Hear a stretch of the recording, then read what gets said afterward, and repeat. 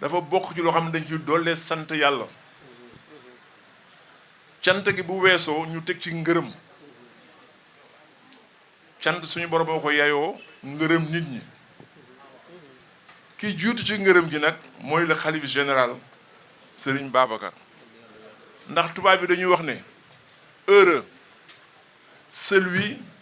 que Dieu choisit pour exécuter ses nobles décrets mu ne canta war na ka nga xam ne suñu boroom moom la tànn ngir mu wéyal ay dogalam yu rafet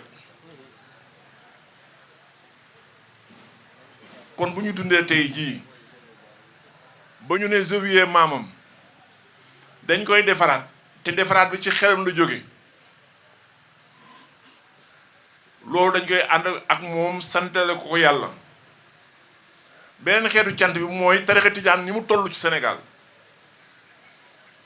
su ñaanoon état bi beneen terrain pour toxal fa zawiya bi ngir bi dafa màgget kon état bi jox ko wante kóllëre Tiwaawan ak collectivité Lébu moo tax mu delloo ko fii mu nekkoon ñu gërëm ko ci comité bii nga xam ne tamit ñu nga taxaw ca jumaa Tiwaawan ba mu mel ni mu mel sëriñ bi amaat kóolute bu toll ni delloo leen bii ñu ngi leen di gërëm waaye nag sëriñ Cheikh Excellence ci ngërëm li dama yëgal mbooloo mi yëpp ne ñun lébu yi ñun waa Ndakaaru parce que dafa am foo xam ne lébu gi ak Ndakaaru mënoo leen tàqale li nga xam ne ñu ngi koy doolee sant yàlla mooy suuf si dañuy wax Sàmba Kamara wax na ko sànq bañ koy def maam Mbay Géey daf ci taxawoon gis nga mbiru yàlla ñuy dox di dox ba tey jii kër yi nga gis nii zawiya bi yamoon fa net ay sëtu maam Mbay Géey ak ay sëtaatam di ay donoom ñoom ñëpp ñu nangu ne suñu kër maam bi jël nañ ko waxtaan ak waa Tiwaawan pour ñu boole ko ci zawiya bi moo tax sànq ma woo colonel Famara Ibrahima Silla woo maam Bamar ne ko jox ma Alaaji Matar Gueye bu Abbas Gueye bi nga xam ne député la woon te daan nodd fii pour wax la ne waa kër maam Mbay Gueye yàgg nañ ci zawiya bi suñu papa Alaaji Matar Gueye bu daan nodd Alaaji Abbas bu jógee France bi mu nekk député moo nodd fii mooy histoire bi nga doon wax kon bu yàlla defee tey ay ndonom ku nekk bëggoon na kër gi xam nga kañ la tàmbale ci xalif général Sëriñ Mansour si borom daara yi ñun ñi ñu taxaw ci waxtaan ceeg Ablaye Wade bu mu jëloon engagement ne doo ko jënd ci turu gouvernement bi sottiwul xaw ma ndax benn Amar Gueye mi nga xam ne mooy xalifa Alaaji Matar mu ngi fi ñu nekkoon ak moom ci loolu boo waxtaan ceeg Macky Sall Macky ba mu mujjee ñëw Tiwaawan di jaale si lettre ba ko benn Amar joxoon lii la woon wante suñu borom bi moo namoon lépp sottee ci loxo xalif général Serigne Mbaye Sy Mansour kon ñu ngi sant yàlla bu baax a baax bi nga xam ne fekke nañu loolu ñu ngi sant yàlla bi nga xam ne xalif général taxawee na loolu ñu ngi ñaan ni nga xam ne Sàmba Kamara waxoon na ko fii moom pencum xok la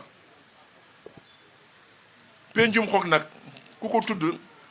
loo wër tudd maam Alaaji Malick Sy radiyallahu taala anhu ku ko tudd góor yi Alassane Ndour ba mu bokkoon dëkkal ku ko tudd pencum xok tudd Alaaji Soulay Mbay baayu Rawaan Mbay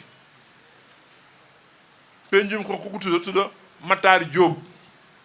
mi nga xam ne moom Sàmba Kamara wax mu jur Aminata Diop Maxtaar mu jur Alaaji Matar Gueye mu jur Mariam Diop Maxtaar mu jur Diop musul jur ñu ku ko tudd nag tudd waa kër Ndiireen wax naa Serigne Cheikh ba mu ñëwee sama kër ne woon naa ko su ma gisee xalif général wala ku ko toogal dinaa ko wax ne na jàpp na ci taalibe yi mu am ñi ci gën a nangu ndigal di ko dox ba mu sotti yow Cheikh Rawane Diop ak waa comité bi ci ngeen bokk. li tax barke démb lañ ma woo ci bëccëg Alaaji Assane Ndiir mii bu tànt ay sañang am taxawaay moom ma woo ne ma dañ lay yëgal ne pose première pierre zawiya bi yéen ak waa Ndakaaru lundi la à 12h Cheikh jëm na laa woo jotu la ma ne ko bu mu déplacé doy na sëkk wax nga ma ko dinaa ñëw ak ñi ko yëg ñu toog ba timis bi waaje jot Serigne Cheikh ànd ak Rawane ak Fallou ne loolu doyu leen xalif général moo leen yónni ne tànk ba sama kër te yëgoon naa ko loolu tamit lu mat a wax la kon yooyu yëpp bu dajee yéen xam ne yéen a ŋànk liggéey bi jàpp leen ne loo leen soxla ci wàllu taxawaay ci wàllu xalaat ñu ngi déglu ndégalu xalif général bu ne lu waaye am na andi ñu andi bu ne maternité Tivaouane